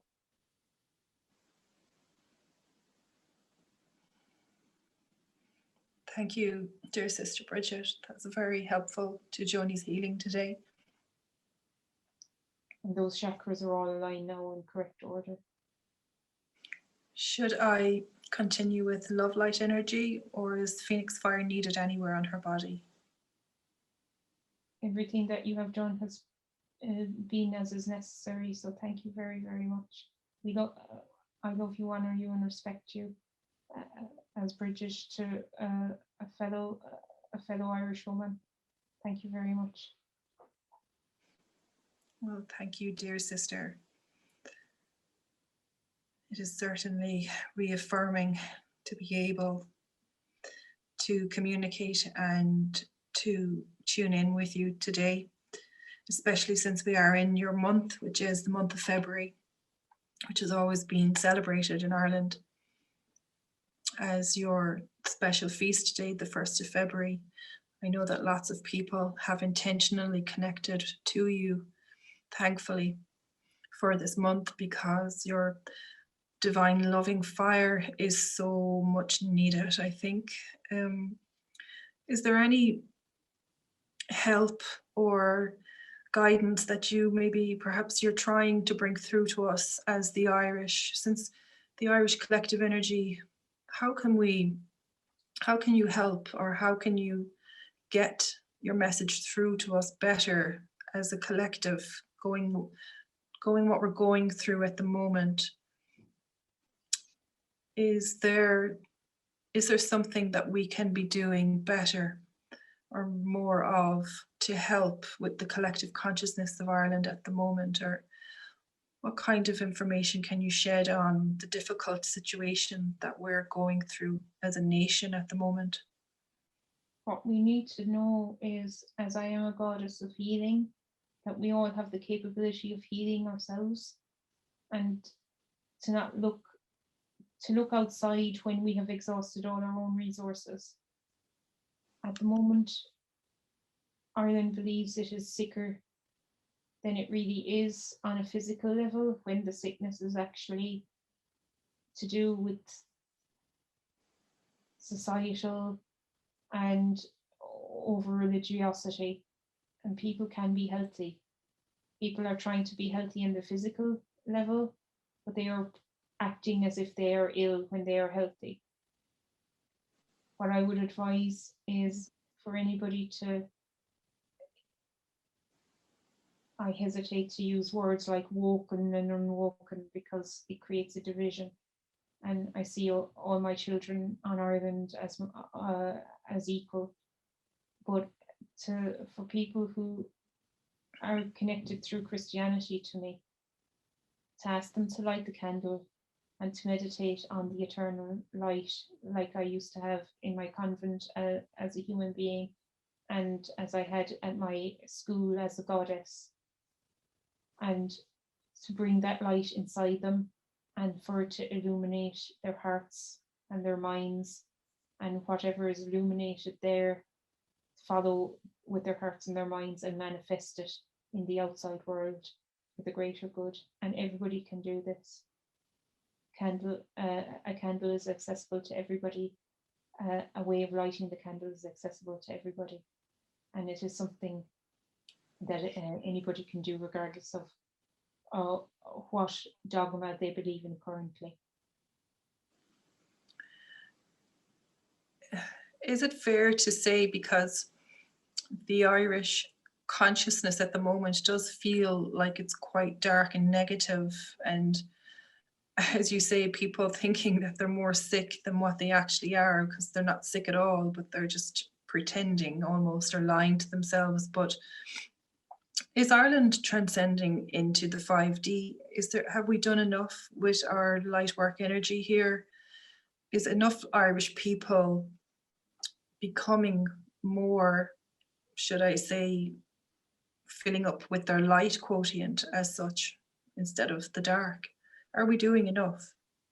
I think there is still a very large proportion of the population that look to outside for advice when the advice can come from inside, and that in that looking outside is where they make the space for the fear. So I think if they can look at a simple light and bring it into themselves, then with their own abilities, they can ask the question and they can ask to heal. I think transcendence is possible. All my children have a spark of light in their soul. And Bonba, Éireann Folu, and my mother, the Morrigan, we are all strong women, and there are plenty of strong women in Ireland still. But if they're crippled by hemochromatosis, anger going through the generations, if they're crippled by bad teachings around sexuality, around how they believe what they are told, but don't measure it with their heart, it will take time. Everybody has the possibility within them. But if they can, in the words of the people who may not be able to make a huge leap forward, they can take small steps, and everybody's open to meditation these days. So I think in Joni's life, in your life, in everybody's life, if they can meditate on the candle and illuminate, because enlightenment is being able to see inside and outside. If they can see inside, they will then be drawn to their answers in their heart and their mind. But if they're just looking outside all the time, it's simple things. Turn off the TV, turn off the radio. You can look at your phone less often, focus on your friends, focus on your family, and focus on meditation or whatever spiritual practice you do, and find the truth in it for yourself. And for the people, that's the safest way of explaining it to people who may have fear around anything. And then for the people who are willing and able to hear more, then tell them more. You can always inspire people, and you inspire people by your actions, and let them ask the questions and answer them honestly. But I think anybody, we have to be careful not to create them and us. There is always a possibility, and there will be people who have soul contracts, and maybe they have soul contracts going back for a long time, and they've decided to play this role, but it doesn't exclude them to have a meditation if they want to.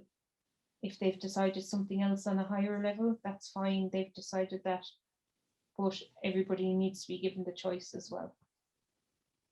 And sometimes the choice is in the reminding for it to be made again.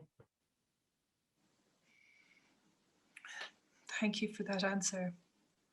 That has kind of brought my mind to a next issue or topic that Joni is concerned about, and it is to do, of course, with choice and in relation to vaccinations. And she has a history of having very bad reactions, of course, to these type of poisons being put into our bodies. But is there anything that you can tell us more about this COVID vaccination, the mRNA vaccination?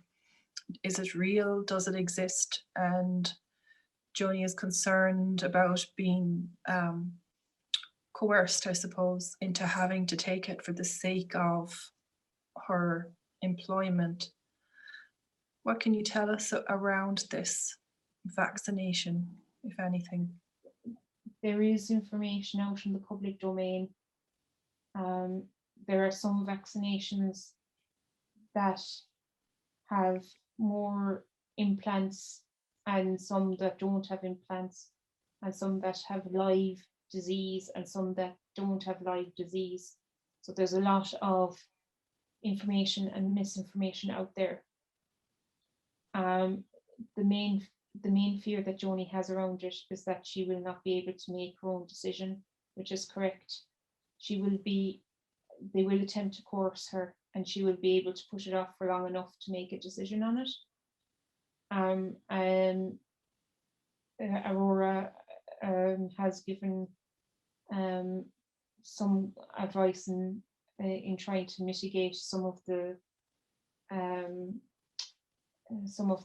symptoms of what happens with the vaccine if people have to get it. But for Joni's own safety and probably her own mindset, she's better off to focus on transitioning out of this job, so she won't have to be coerced. At the moment, she has made an active decision not to have the track and trace app on her phone, and she's thinking of taking her doctor's app off her phone so they can't immediately put her into a database to force a vaccine on her. She did research recently as well that there are constitutional rights in Ireland about right to bodily sovereignty, and she wants to look into them, but she was told by her higher self to look into things, and for any Irish citizen, they are protected by the Constitution, and so far that part of the Constitution hasn't been amended, so people actually have a right. A lot of what's going on about COVID, everybody's being recommended not to leave the country, but there is no law against leaving the country, so you may leave the country legally if you wish. Number two is that you can refuse the vaccine. They're just telling people that they can't, or they're making people believe that they cannot refuse it if they want to take it. Yeah. And it's a right protected in the Constitution. And so do the research that you need to do on it, so you have the protection for future reference. But yes, it will be very dangerous to take the ones that are available in Ireland because they are based on genetically modifying you. And all three of them that Joni has looked into at the moment are variations on that theme. There are other ones available. The ones that are in India are less, are not a live version of any virus in them. Okay. But the thing about the viruses, the thing about the vaccinations is really you can be vaccinated against a strain, and they're even trying to vaccinate everybody twice. I think at the moment there's two parts to the COVID vaccine. But if you're, as what happened with the flu last year,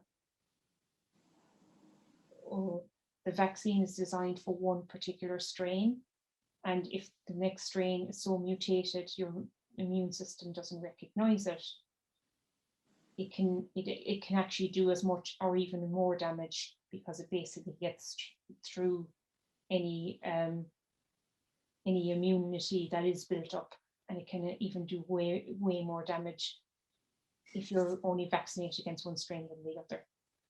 But people again are not being told this, and there is information out there that can be gotten about this.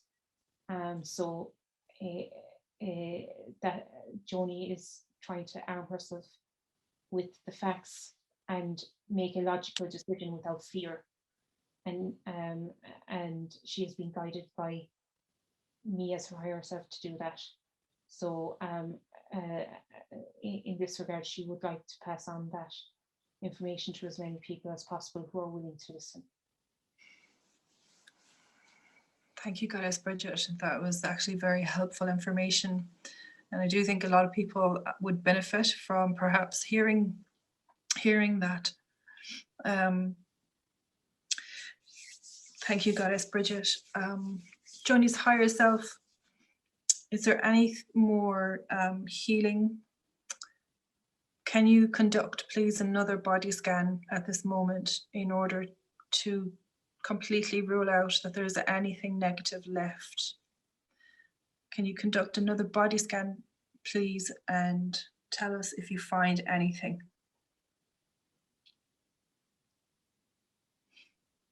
There is nothing on her physical or emotional or mental plane that we can discern at the moment. However, she seems to have some, yes, I think there has been a request made. She has made it in her meditations as well for retrieval of soul fragments. And I think it is pertinent that we do that today. That's perfect. I have a list here of things that we need to go through just to check off the list in relation to different things, and bringing back soul fragments is also part of that. So perhaps it's time to move on to the next part of the healing then. Thank you, Archangel Metatron and Higher Self. So with relation then to the soul fragments, is there a number of soul fragments missing from Joni in relation to past lives or to do with trauma in this life that we can retrieve today and bring back into her soul? There are 5 fragments from this life, and there are 5 fragments from other past lives. They're all to do with trauma, heartbreak, and trust. What archangels would you like to bring in to do this work today? I would like to bring in Archangel Michael, Archangel Azrael, and Michael's brother. Is this Archangel Halal or Archangel Lucifer? Archangel Heliel. Halal. Welcome, brothers. Thank you for being present with us today. We love you, honor you, and respect you.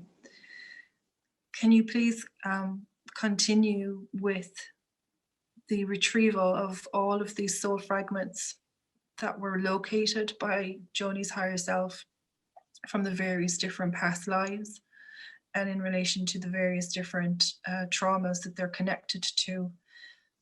Can you please initiate those retrievals now, please? Yes, we are going for the 15 separate pieces. The 3 pieces from 3 pieces from 5 different experiences repeated in past lives.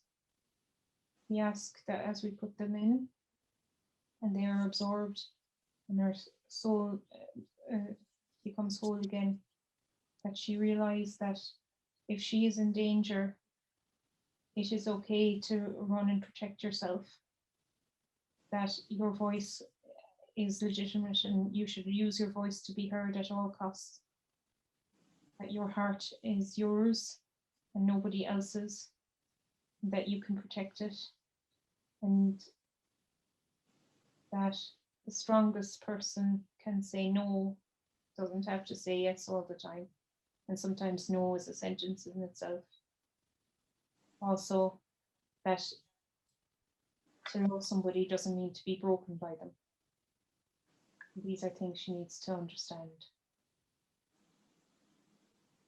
Yes, indeed. I think she has learned that. Those are the lessons that she thinks she hasn't learned, but she has learned them now. Can we help her to fully integrate those lessons more?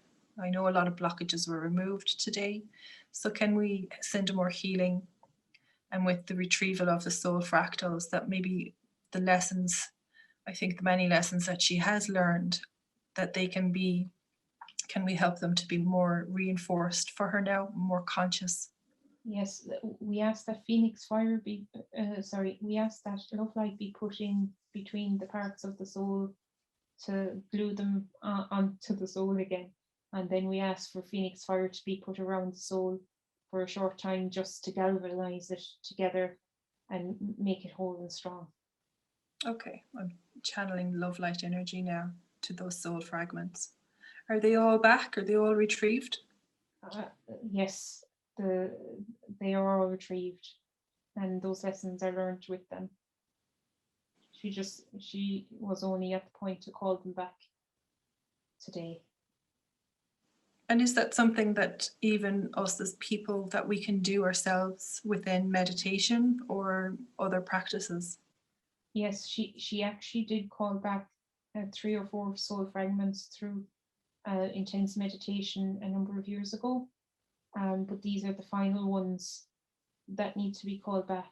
So, and again, it's to do with repeated trauma in her life, and she needs to realize that she has learned her lesson from the pain of those lives, and she doesn't have to feel guilty if she feels love and pleasure now. That pain is only a lesson. It isn't somewhere that you stay. It's a sign that you need to learn, but you can, once you've learned it, you don't have to feel the pain anymore.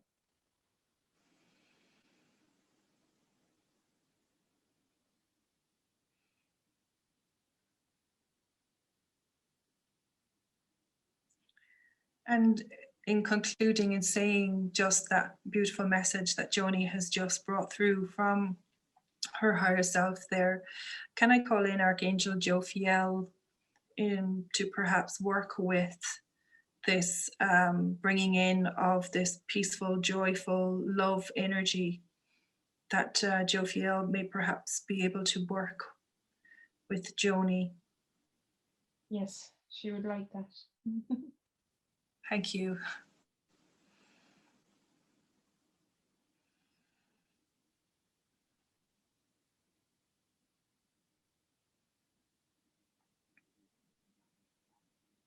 Yes, she has had points in this life in particular where, as she has felt joyful, people have wanted to suppress her from feeling any joy because they felt intimidated by the joy and radiation of that joy through her. And as she's become more joyful and it's been noticed by people who genuinely love her, she feels it very good. So Jophiel helping her with this is much needed. Thank you. Because the one thing that I'm constantly trying to remind myself as well is that all we have to do is ask, that we just don't ask enough for our various archangels to help us with so many different things. Mm-hmm. Is it time to send the Phoenix fire now? Should I continue with love light energy? No, the love light energy, there has been enough of it, so the Phoenix fire can start now, please.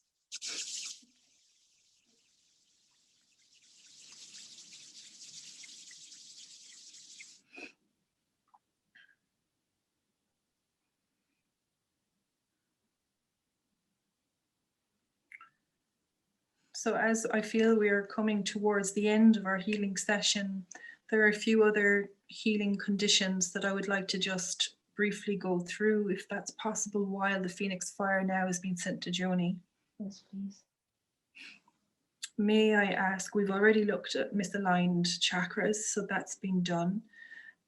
Is there any dental health or teeth issues that we can send healing to today? Actually, yes, she's thinking of getting her teeth physically realigned, but if we could send some healing to her teeth have always been too crowded and they need space so they can sit straight in her face. So if we can work on her teeth, because it will help her with her confidence in going forward in her life. In relation to spirochetes and nanotech, something I've recently learned about, is that perhaps something, I think, in my understanding of it, that could be contributing maybe to those issues with her teeth? Can we remove spirochetes, nanotechs, if there's anything there within her teeth? Can we remove that today? yes, some of the nanotech is attracted to whatever diseases are in there. And as we removed the hemochromatosis from her blood, she'll have less attraction from the nanotech. But with work on her aligning her throat chakra, she has some problems with plaque buildup, and if we focus on her teeth, basically spreading out to take the space that's there for them now, that the throat chakra opening will allow for her to have clearer speech, and therefore there'll be no dental built up because her teeth are actually clean. It's literally just a manifestation of the blockage that's further down in her throat. So can you do that for her today through this healing? Can you help with that spacing of the teeth in the most easeful and painless way possible for her? Yes, we work on that, and in the next 2 weeks she'll see the differences, and the healing will finish at the same time. The sacral chakra will close up from its healing as well. So we'll put the starter energy in it now. Thank you.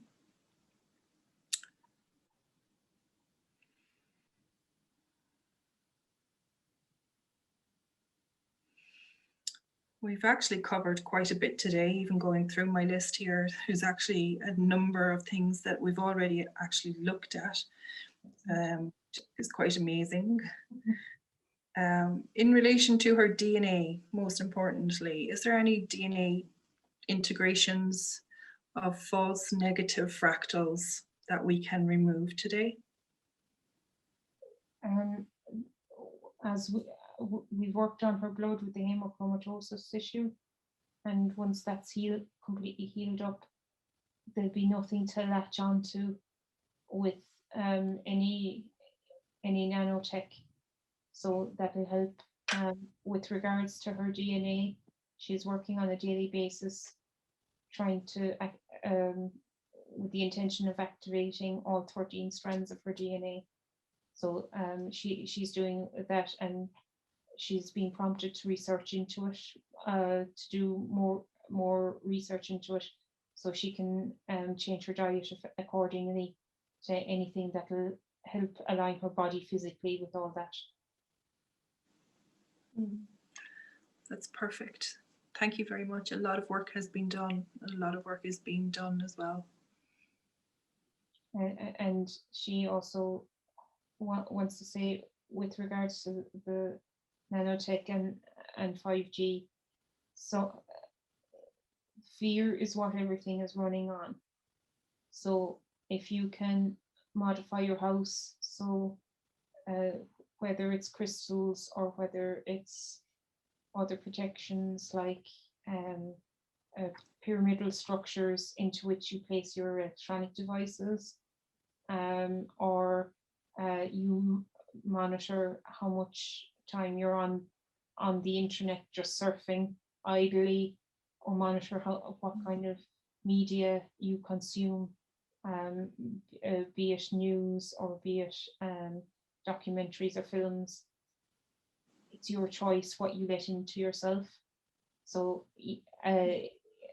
when we're dealing with fear on one level, you can tell your relative who will say close down or not awake, or turn off the TV, you don't need to listen to how many people are dead every evening, and that'll give them a space to think. With yourself, deciding what you're opening yourself up to, and use your heart and your crown chakras, both of them, to decide, in your third eye, if it's actually information that's relevant to you. Joni herself, even with the media studies background, has not listened to news or radio actively for 10 years now. So she's had to go against her training, but she understands how much, even if she looks at different spiritual teachers, she's learning how to discern what's a good information, but what's heart-centered information. And I think it's a lesson that everybody needs to know as well, because we have to operate from our heart, because it's our head. Through fear, on a very basic level, is what has taken us away from our heart, and what has caused us to be ill, because our heart wants us to be healthy and joyful. That's a beautiful message. Thank you for that.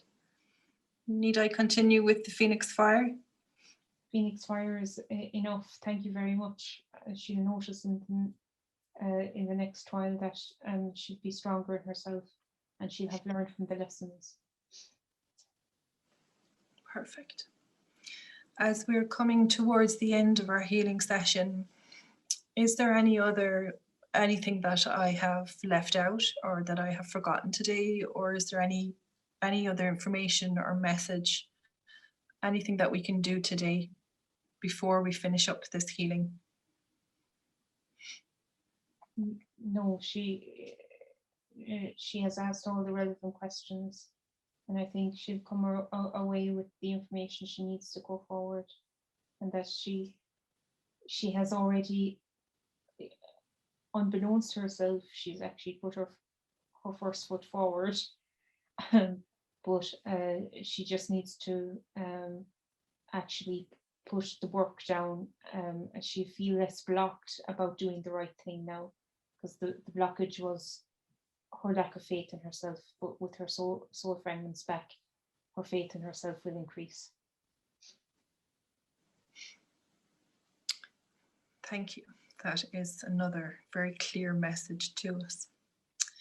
In relation to the full recording that I have done of Joni's healing session, with the permission of the higher self, is it okay to make this recording public on social media? All of the recording, or only parts of the recording, or none at all? Can you please guide me on that, higher self? She asks that you make it available on your website, and that she also noticed that she wanted to look at her previous recording on your website, and it was blocked from her for whatever reason at the time. So maybe to look at that link. She wants it to go public. However, she would prefer, given her employment status at the moment, that it's limited to the website, and it can be public from there, but not on YouTube or Facebook at the moment, because there's too many people that could find it by accident. She prefers for the people who are interested in aura healing at the moment just have access on the website. Yes. So I need to figure out how to do the private link, because there's a number of different methods of how it works privately. So thank you for that. So I need to figure that one out. So I will do that. Thank you for that. So with the permission of the higher self, I feel like we are concluded today in Joni's full healing. So I would like to continue now with bringing Joni out of her session, if that is with the permission of the higher self, that we may conduct that and do that now. Yes, you may. And thank you very much. Love and honor you and respect you for all the hard work and help and guidance you have given today and assisted with. Well, thank you very much for that. It's my honor to be able to do this work. I feel very blessed and with deep gratitude that I am able to actually be the bridge for this work.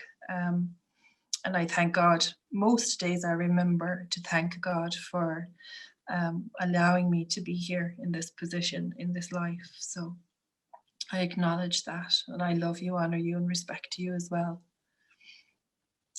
Thank you. And with that, with love and gratitude, I ask now for the aid of the higher self, that we are thankful for all that it did for Joni today. I ask now that all the energies that we spoke to today return back to where they belong. We give thanks for all of the aid that we were given today. Remember what was shown from the past exists in the past or anywhere else that we traveled to today, and we will leave it there for your highest healing. Thank you. As Joni listens to this recording, she will continue to receive additional healing as needed, as her higher self's highest good, and she will understand the importance of listening to this recording as soon as possible. It will comfort her mentally, physically, emotionally, and spiritually. I ask that all of the essences of Joni fully return now into the body and integrate nicely. Move up, up, up, up now through time, fully integrating back into your body. We are now fully integrated into the body. Today is the 12th of February, 2021. You remember that you were lying in your bedroom and you have had an amazing experience. When you listen back to your recording, it will not bother you mentally, physically, emotionally, and spiritually. When you awake, you will feel great and fully rested. Now, I will count from 1 to 10, and when I reach 10, you will be fully awake, feeling great all over. 1, 2, your breathing is normal, your cells are moving around as normal now, you are starting to wake up. 3, 4, you are becoming aware that you're in your physical body now, moving around your arms and legs.